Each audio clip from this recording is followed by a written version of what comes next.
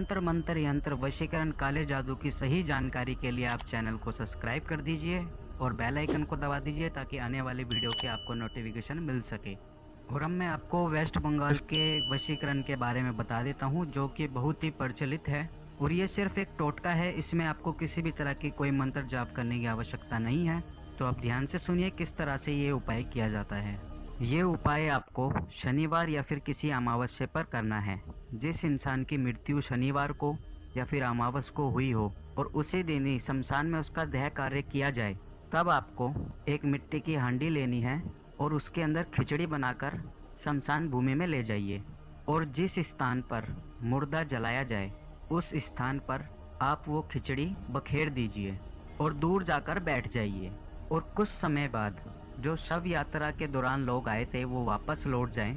अब आपको इंतज़ार करना है जब तक कुछ कौवे आकर उस खिचड़ी को ना खा लें। कुछ समय बाद जो खिचड़ी के दाने बच जाएं उनको आप हांडी में डालकर वहाँ से रवाना हो जाइए। और आपको रवाना होते समय खास बात का ध्यान रखिएगा कि आपको किसी से बात नहीं करनी, मौन बनाकर रखिए आप, और पीछे मुड़कर बिल्कुल नहीं देखना। रास्ते में आपको कोई नीम का पेड़ मिलता है तो उस हांडी को जोर से नीम के पेड़ पे मार दीजिए।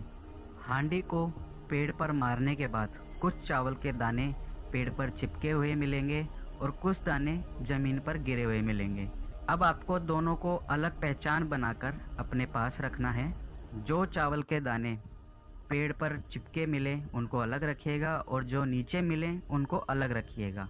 अब दोनों पैकेट को इकट्ठा करके गूगल की धुनी दिखा दीजिए और किसी एकांत जगह पर जाइए, वहाँ पे गाड़ दीजिए और उस जगह पर निशान लगा दीजिए पहचान के लिए।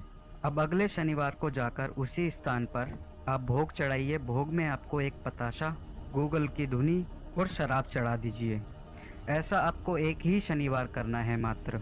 भोग लगाने के कुछ समय बाद ही आप उन चावलों को बाहर निकाल लीजिएगा और ऐसे स्थान पर रखिएगा जहाँ पे वो सुरक्षित रहे।